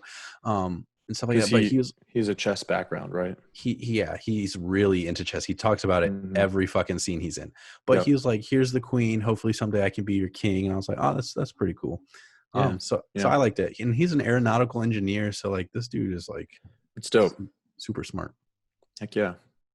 We like brains here. We do. On the physical touch portion, Claire, God, super horny. Oh God, she was so horny. She's like, oh my God, who is this? Oh yeah, I'm really good with smell. I know who this is. Yeah, dude. As soon as Dale walked up, she's like, oh, I know this smell. Right. I was like, and she said whispered, it. She's like, it's been a long quarantine, guys. Yeah, and she whispered something in Dale's ear when he walked up to. After she said like, oh, I know this smell, and then he like kind of confirmed it a little bit, like with a gesture or something, and then she like pulled his head down and whispered something in his ear, and the other guys were like, what's that all about? Right. And obviously they were just like kind of all over each other doing that in front of the other guys, and it was like different than everyone else's. Very fucking awkward too. So that's like, I feel like that was the first moment where the other guys are like, okay, there's something up here. Right. Yeah. That's when they started to take notice. Yeah. So then after this really weird fucking date that I would not have wanted to be a part of, they do their little nightly thing, and she comes in and she's like, hey, blah, blah, blah. So you ready to get started? And there's like this awkward silence where nobody's like, all right, so hey, can I come take you away and all that? And honestly, I think that the guys just kind of didn't really know the process, didn't understand that was the portion of the evening they were getting into. Yeah. And I think I've been watching The Bachelor and The Bachelorette for a few years now. I think she played that kind of weird when she sat down. Like she was kind of awkward. Yeah. I mean, I felt like that was mostly her fault. Yeah. I feel like usually, no matter who you're, Bachelor, Bachelorette, usually after you like sit down and have the initial like opener, they usually pick somebody. They're like, hey, can I get a minute or something? But she's like, which she said later, she's like, I want you guys to want me. And like, nobody like sat there. We were just sitting there in silence, blah, blah, blah. But, yeah. That was one of the more awkward moments I think I've seen on this show, just in general. That was really weird. And she like did not know how to act after it. The first guy that she took, Bennett, it was the Harvard guy, right? Yes. And I thought he was going to be the villain. I'm starting to like him. Seems like a good guy. He does, but he seemed like he was going to be like kind of that rich douchebag. Right. But I like him. We've got some douchebags. What's up? I said I'll mention why I like him so much at the end. Yeah, we've got some douchebags on the show, but he's not really one of them at this point. No, not yet. And I thought it was great because they were having their little conversation, and you can tell that she wasn't there, right, mentally. And she was like, so tell me about yourself. And he was like, well, this, that, and the other thing, Harvard guy, blah, blah, blah. And she cut him off right after that. It's like, she probably didn't even register the Harvard thing. And that was the main thing he wanted to get out. Yeah. He was trying to sell his self. He's like, I went to Harvard. Yep. And I made the joke because she's like, she stops him and she's like, all right, I need to get this off my chest. And she goes and talks to all the other guys, but she doesn't bring him with her. And then like, they just kind of like continue on with the night. And I was like, is he just like sitting there in that room waiting for her to come back still? Just like, dude, that's what I was thinking too. So that guy basically just got screwed, and he was the one who actually stepped up. Right. I felt so bad. Yep. But then when somebody else gets screwed. I don't remember who does. She goes back, she has her little blow up, and then somebody else gets really screwed. Yeah, all the guys are like fighting, like, all right, I'll take you. But then like somebody, I think it's Yosef. He's like, was it Yosef? Maybe. He's like, I'll speak for the group or whatever. Yep. And then that causes a whole nother thing. And then Dale swoops in and takes Claire from whoever had stepped up initially again. I was like, Jesus. And then Riley was pissed at Yosef for saying he speaks for the group because he's like, nobody speaks for me, yada, yada, yada. And this is where Yosef is starting to turn into the prime douchebag. Yeah, actually, I got Yosef getting real villainous on my notes. Yeah. And we know that he's going to say something to her in one of the upcoming episodes, hopefully this next one, because I, I know that Claire is not there for long. She takes Dale and dips. I think it is the next episode because a lot of the preview at the end of this episode, she still had on her silver cocktail dress that she had on this night, and Yeah. all the guys are still in their same attire. So I think Yeah. a lot of the big stuff, like that big moment we've seen where he's talking about the oldest Bachelorette, I think that's coming up on this next episode. Yeah. Yeah. I thought it was really funny. So I want to say it was at this part, but again, it's been a week. If it's not, I'll stop you. Where she came back in from something, and that one guy pulled her aside, the young dude, and she kicked him out because I think I know what you're talking about. We're not there yet. Is that a different part of the episode? Yeah, that's the second group date. Oh, okay. So we'll save it. Yeah, because I want to talk about that. That was hilarious. Gotcha. Yeah, we can definitely. So Riley, the black lawyer guy, who was like beefing with Yosef and said, "You don't speak for me." He gets the group date on this rose, which I like. I like him. He's pretty good guy. Yeah. Then so the one we got our first one-on-one with Jason, who's a former pro lineman, and his card says, "Love will set us free." And so their whole date was like them just kind of getting stuff off their chest. Like they wrote down things, names, negative names people had called them, things that people have said about them on these tablets, and then they smashed the tablets and what like that. It seemed like a very, I know The Bachelorette and The Bachelor is like short on time, but this seemed like a very intense, like deep cutting date to like for your like first, like this is only the second night that she's known these guys, right? Yeah. And she's like hitting with the hard stuff. What's that guy's name? Jason. Yeah, Jason. He's got some, it seems like he's got some skeletons or something. Right. He keeps talking about what he's seen and stuff like that. I'm like, what have you seen? And then even right at the beginning when he was talking to just the camera, he was like, yeah, nobody, like whenever I get too deep with somebody, like they can never handle it. Or there are things about me that people can never handle, type of thing. And as we're watching it, and he's continuing to like vaguely hint at like potentially a dark past or like some issue that he's had or whatever. It continuously kept like sounding darker each time he brought it up. Yeah. And me and Leo, my roommate, are just sitting here like, what did this guy do? Like, did he murder someone? Like, that's the joke I made. Because he's like, I've seen some dangerous stuff. I'm like, what kind of dangerous stuff have you seen? Like someone getting murdered? But then he said something about it was like a family thing with his parents, because him and his brother are the same way because they saw the same thing. I was thinking that this isn't a joke or anything, but I was thinking like, did his dad beat his mom, or did like they beat each other, like his mom and dad beat each other? So that's kind of the conclusion that we came to too, like something like that, some sort of abuse in the family. Yeah. And I thought it was interesting because whenever they were writing down like the names that people had called them or like the words that people had like said to them before, Claire was saying things like needy and things like that. And Jason was saying things like manipulative, like selfish. Like his were way worse than hers.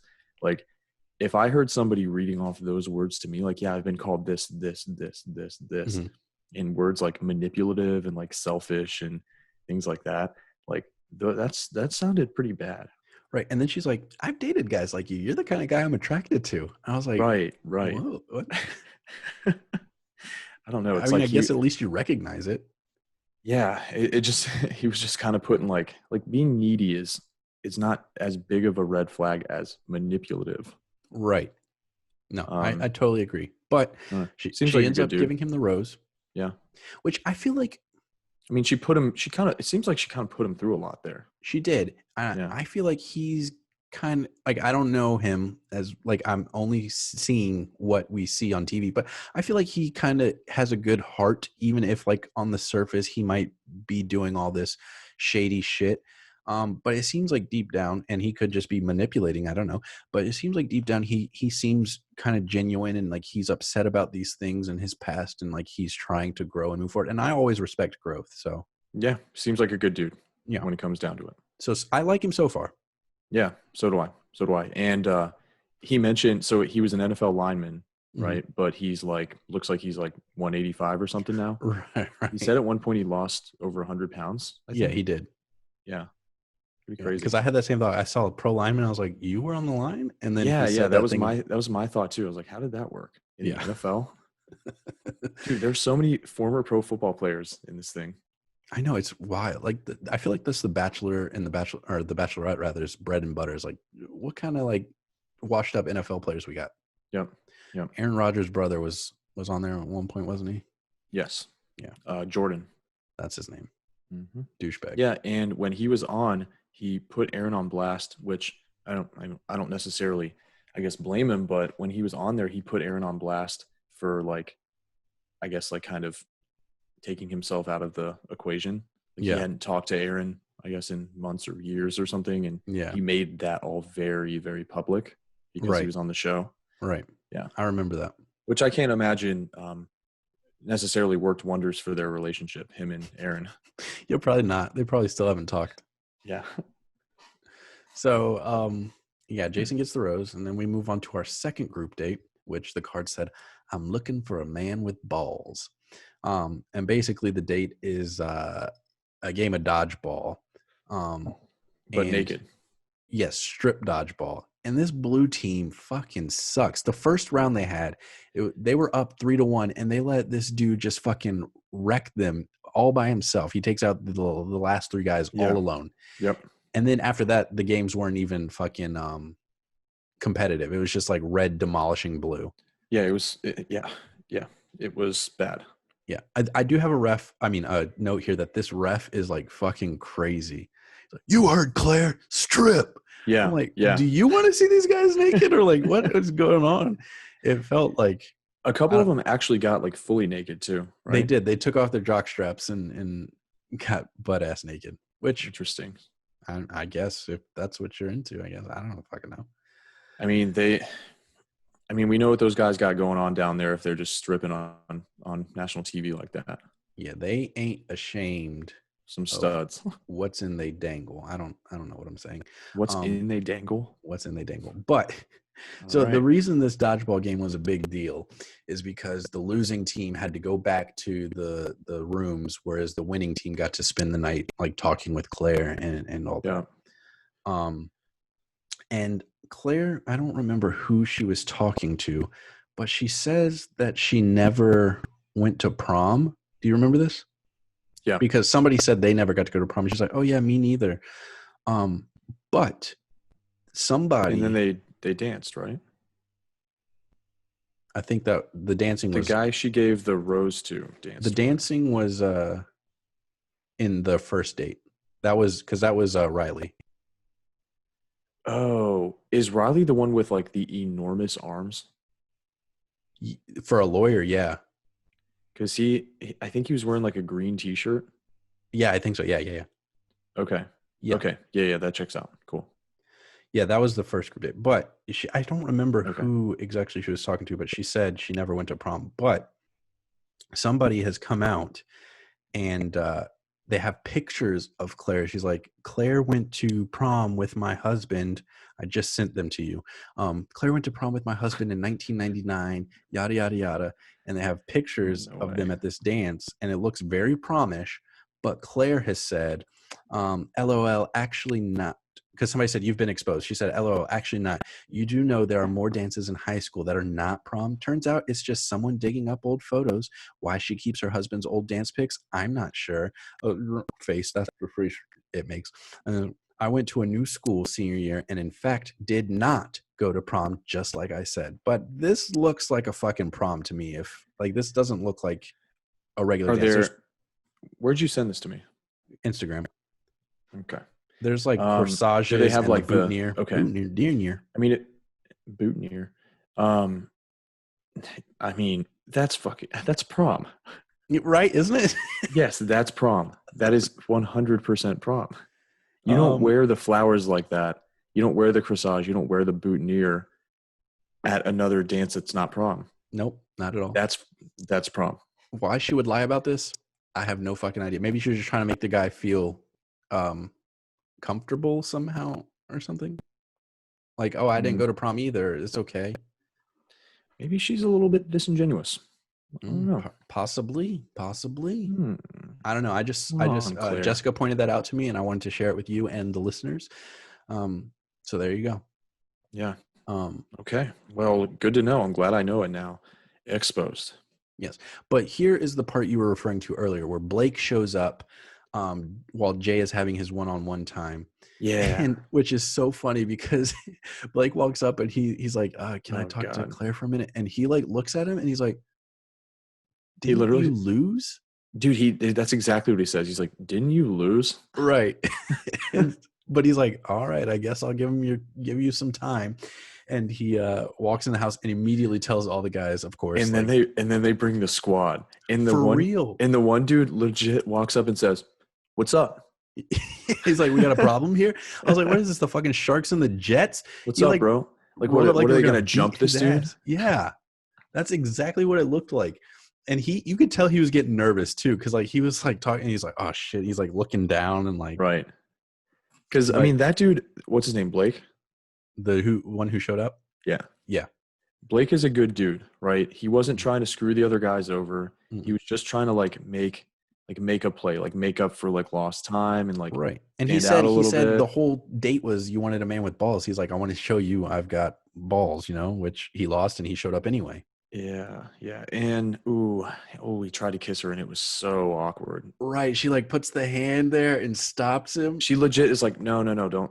Why do you think you can do that? Yeah, she's like, you can't do that here. Dude, I don't think I haven't cringed that hard watching TV in a while. Same. I gave it like an audible yeah. It was dude, I was making noises too. I was like, no, oh fuck. It was fucking wild. I had to laugh afterwards though. Oh yeah, no, of course. But then she goes back in. She says, "Thank you for coming. But I got to give these guys their time. They won. Yada yada yada." She goes back in. She pulls Brandon aside for his like one-on-one time. Brandon pulls her aside. Yes, sorry. Who was the leader of the crew? He's the one who was like, "What's up?" He was like in the middle of the hyena pack. Right. Big guy. And this fucker screws himself so hard. Oh my god. I think he did screw himself, but I also don't think he screwed himself that hard. I think he did screw himself. I don't think I've ever seen the Bachelorette just take a guy randomly and be like, you know what? I'm just going to walk you out right now. Like you're a couple times. You're done. Seriously? Mm-hmm. Maybe it's just not coming to mind. But I always felt like typically they would at least just like let it go to the rose ceremony and they just like not pick the guy. Sometimes in like cases like this though, like it usually happens, I want to say like later, but we know Claire doesn't get that whole time. Okay. So I want to say that I have seen it happen later on where the group of guys is much smaller and like the interactions are more meaningful. Yes. And it's like, at that point, it's like, it's kind of shitty to like drag it out to the rose ceremony because these guys are kind of in love with her at that point. Right. But I don't think I've seen it happen this early where it's like, I will agree. It doesn't even really matter that much at this point. And she was just like, nah, I'm getting this kid the fuck out of here. For real. Like, he did very poorly in that conversation. I mean, he could have came up with anything to say when she was like, well, what made you get excited when you knew it was me? Right. For those of you who don't know, thank you for listening to Bachelorette Talk when you don't watch The Bachelorette. But Brandon says, when I found out you were the Bachelorette, I had to be on here. And like Clay just mentioned, which all the guys say. Of course. All the girls say it on The Bachelor too. Right. But as Clay said, she goes, so what about me made you want to be on the show? And this dumbass goes, well, first of all, you're gorgeous, but and he's got nothing. He can't say anything else about like what drew him to her. And he tries to cover it up with, well, I don't really know you that well, or some shit like that. And I was like, you're just like digging deeper and deeper, man. She even came back with, I did think that Claire was maybe a little bit like over dickish in this conversation. Because at the end of the day, this dude actually doesn't know her, right? Past the fact that she is gorgeous, like he said. Sure. He could have done a lot better. But then he shouldn't have said that. Right. So he was like, well, first of all, you're gorgeous. And he kind of like talked around in a circle after that. but she was like, wait a second. I got to backtrack here. So remind me again why you were excited when you knew it was me specifically. And he Mm-hmm. was like, well, I mean, look at you. You're beautiful. But like, other than that, I don't really know you. And she was straight up like, none of the guys here know me, but they all at least say like, they admire my strength and what I've overcome, and Yeah. that I'm a fighter and that I stick up for myself and Mm-hmm. this, that, and the other thing. But like, they don't know me, but they've like at least like seen me or like heard of me, or at least Said they've like, something less superficial, at least. right. And she's like, literally, you only care about me for my looks. I've had guys like this before. Let me walk you out. Yeah, she's like, "Do you mind if I?" I like that she asked, "Do you mind if I walk you to the car?" Yeah. Yeah. But That was bad. That was another pretty cringy moment too. oh yeah, Um, this episode was full of cringe moments. I mean, that awkward moment where nobody made a move and they were mm-hmm. just sitting there in silence. The And then, kiss, yeah, well, the non-kiss. the He, attempted they kiss. did, they did, they did make up for it later on, and she did apologize too. So that was chill because that Oh, guy's a good dude. yeah, Um, but yeah, this Brandon guy, he was like, was he the youngest one there? I know he was in his 20s. I'm not sure. I I want to honestly, say he was like 28 or 29. it's hard to keep track of them. Word, But word. Chasen gets the group date rose. I don't remember what their conversation was about, but Which I one was think Chasen? Chasen, he's got kind of thick lips. I want to say he's a fitness instructor. I think he's the one that I was thinking of that has the absolute, like, ridiculously enormous arms. Maybe Like, let there's me a dude see. on the show who has arms that, like, he has no business having arms as big as they are. Mhm. They're like way bigger than anything else on his body, and they're like bigger than anybody else's arms on the show. This dude is just absolutely like, he's just carrying around two cannons, like it's normal. So he's the one I'm thinking of chasing. Chasen is an IT account executive. Yep. That's who That's I the was one. thinking of. He's got big Yep. arms. Yep. Yeah, I haven't dude. noticed. I have to look out He for him. doesn't, he kind of has like I want to say the dude kind of has like a small head and like kind of a skinny neck. And then his arms are just like ridiculously jacked. I'll have to look at him next time. Yeah. Yeah. Um, So he so then got we that rose. yeah, he gets the rose. Then we move on to the cocktail party, where, like you said, Claire pulls Blake aside. She gives him a rose. She says, like, I want you to know everything's okay. Because I honestly thought he was about to get sent home for doing that. Yeah. That was Especially when sketch. she's like, let me talk to, because somebody, I don't remember who, they're like, hey, can I stay away? She's like, actually, I want to talk to Blake first. And then takes Yeah. him outside. He Oh comes yeah. back. No, it definitely kind of seemed like she was going to give him the axe there. And the Right. guys were even talking about it. They're like, oh, he's fucked. Right. Exactly. He I walks thought back so in too. he walks back in with a rose, like, and he's like awkward about it. He's like, yeah, so this happened. Right. And they're all pissed. Yep. They're so fucking pissed. And then who is it? I think it might have been Easy. He's like, all right, no rules of engagement then, I guess. And I'm like, was there ever any rules of engagement? Like, you're all because fighting for the same girl. Oh dude, one thing that we didn't mention earlier is when did they have the thing where she was like, oh, you guys would rather hang out with each other than me, and they were That all was getting during the awkward moment when she was talking. right. Mhm. So they were all getting along so well and just like chopping it up with each other. And I want to say one of the guys even said like, yeah, no, we were just having a good time, like chatting with each other and all that. We Yes. didn't know that it was time to like take you. So then Right. of course she's like, oh, if you guys would rather hang out with each other than me, then that's fine. Like, whatever, fuck y'all. I thought that was hilarious because they're like broing out. They're like boys. They're actually like they're on good terms, which is really funny. Yeah, they're having fucking belly flop contests in the pool. Right. So then the no rules of engagement comment, I feel like, made a little bit more sense because these guys are actually like bros. Sure. I can buy that. I feel like you don't normally see that a whole lot. So Yeah. did we skip the part yet where she pulled Dale aside and basically banged him? Nope. That's the next thing in my notes. Oh, cool. So yes, she pulls Dale aside. They have their conversation. She brings the fucking blindfold from their physical touch, love language thing, and then they just start fucking making out hard fucking core. Yep. Takes the fucking blindfold off and just keeps going at it. Yeah. So she's sold on him. I mean, this is going to be over very soon. We know she's going to leave the show before it's over. Yeah. I actually know exactly when she's going to leave the show. It's like public knowledge, but we don't have to get into it. Oh, we can get into it off air. Yeah. So and so one thing about Dale that's funny is that it's just so clear. It's so blatant that she's like in love with this dude already, basically. Mhm. Every single time they're interacting, she is giving this dude the hardest fuck me eyes that I think I've ever seen in my entire life. Like, I don't think I've ever seen fuck me eyes to that degree before. And it's anytime this guy is in sight, especially if he's talking to her. Right. God, No, yeah, it's like she's all in on it, and we can right. just move along to the preview because nothing else have happened over that. But in the Yep. preview, we see like a bunch of things get heated. It looks like Yosef insults her because he was upset. We didn't mention this. He was upset about the guys having to strip and come back. He's like, He was really upset about that. not very classy, blah blah blah, Yeah. all this other stuff. Stay Just classy, Claire. all villainous shit that he could say. That guy's a douchebag. He is. I don't like him. No, he's a douche. Yeah. But so things get real heated, and like you see him like walking off the lawn. He's obviously gotten sent home at this point or something.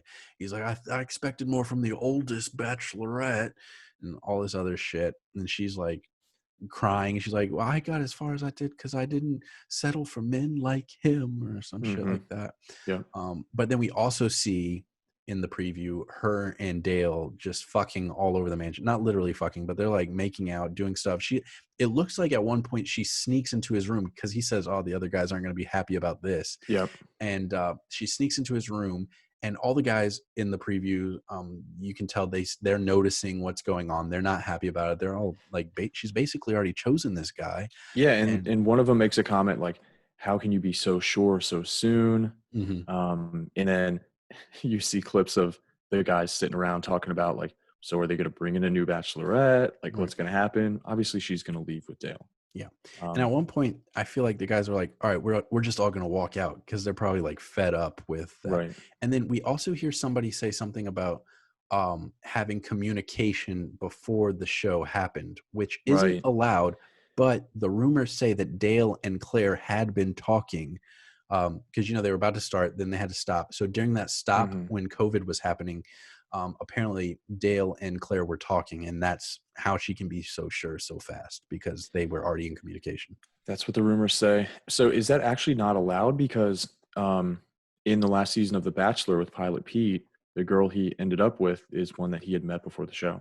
Yes, they met before the show, but they weren't communicating in that in-between time. Okay. So you can know somebody and they can come in, but once they're a contestant, you can't talk. I think they just ran into each other like one night. Yeah, they ran into each other one night at a wedding, fucked, and then that was that. Yep. In a windmill 4 times. No, wait, that was someone Brown. else. Yes. But yeah, so my prediction, don't tell me if I'm right or wrong until we get off air, but my prediction is that we see, I want to say Claire is going to run off with Dale. They're going to leave us on a cliffhanger next episode, and then episode 4 is when she's actually going to leave, is my guess. You don't get to guess because so what I looked at, it didn't break it down in terms of like what episode it's going to be. Okay. My prediction was basically that as well. Gotcha. Yeah. I think, we don't really have to get into it that much because I do kind of know some things about this. But yeah, I mean, it's public knowledge. You can just look it up. You can just Google it. Yeah. But what I was mentioning earlier, what made me like Bennett a lot was the little after credit scene where Easy comes in. He's like, I heard your room's a little different than ours. And he's like, oh yeah, come in. This is like Chateau Benet. And he's like, oh, you got a fireplace? He's like, that's one of my many fireplaces. And he's like, this is my kitchen. He's just giving him his tour. And it seems really funny. And their interaction together, I was like, this is the show I want to see. Bennett and Easy just have their own spinoff show. Yeah.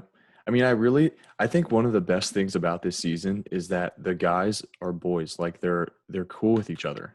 Yeah. I feel like a lot of times it's like a little cattier, a little more competitive.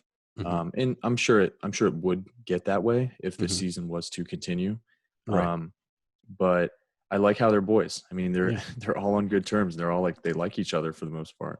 Yeah. Except I can't imagine anybody really likes Yosef. And no, not at all. And I wonder if that's because like usually in the mansion, they're like 8 guys in one room or some bullshit like that. But here in this resort, it looks like it's just 2 guys to a room.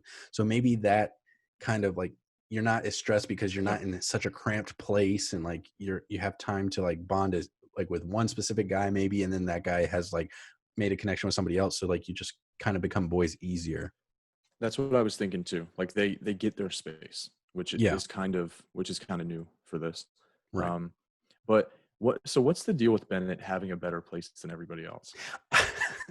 It's because he went to Harvard. I honestly don't know. It didn't look like he Is had a Harvard? roommate either. No, it didn't. It looked like he was just living it up in this like mini little mansion. Yeah. He had his fucking martini glass while he was walking around giving the tour. Was he wearing a robe? Yes. A robe with some loafers. Yep. Classic. Yeah, that was pretty funny. Yeah, I enjoyed that. But we have our first question brought to you by Instagram, because that's where the question came in from. Okay. Listener, I won't say your last name, but Denise asks, well, she writes, Sheridan is making me message you. Who are your favorite bachelors/bachelorettes? Clay, I'll let you start. First of all, who are these people sending in questions? And didn't you say you're not going to say their name, and then you said their name? I said I wouldn't say their last name. Oh, cool. Anyways, thanks for the question, guys. We don't know who you are. You're obviously some randos, but you're contributing a lot here. Mm-hmm. So favorite bachelor and bachelorette? Yep. Okay, so I don't know that I have a favorite bachelor. I think most of the bachelors, I mean, I saw the season with Ari. That guy sucked. The other guy, Juan Pablo or whatever his name was, that guy sucked too. And then we had Pilot Pete. That guy sucked. I thought he was like the worst. He was not equipped to deal with any of it. And who's the guy that always cries? I mentioned him last week. Yeah, Colton. Yeah. Colton was a good guy, but he sucked. So those are the bachelors that I've seen. I guess if I had to choose, I would choose Colton. But when I heard that he was going to be the Bachelor, I had already seen him on The Bachelorette, Becca's season. And then I had seen him on Bachelor in Paradise, and he had cried in both of those multiple times. And then they announced him as the Bachelor, and I just groaned. I guess I would choose him because I think he's like the best guy just in general. And also he was a football player for the Chargers. I want to say Bachelorette. I'm gonna do a dark horse candidate here, and I'm gonna pick Becca. Okay. Have you watched these seasons? Actually, Becca's season I missed somehow because I saw JoJo, I saw Rachel, and I saw Hannah Brown, and obviously I'm watching Claire, but I missed Becca. Yeah, I wasn't huge on Hannah B, but I liked Becca. For the record, I also missed Ari because I saw Nick, I saw Colton, Pete. I just missed those two somehow. Anyway. Yeah, Ari at the end, he said he was in love with both of the girls, and he ended. I want to say he picked one, and then went back on his choice and picked the other. Yes, yeah, I've seen the like aftermath and stuff like that, but yeah, you're right. D-bag.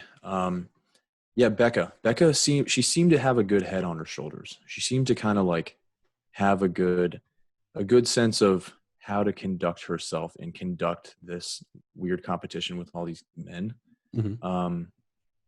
Yeah, I liked her low key. Yeah, I'm gonna go with her.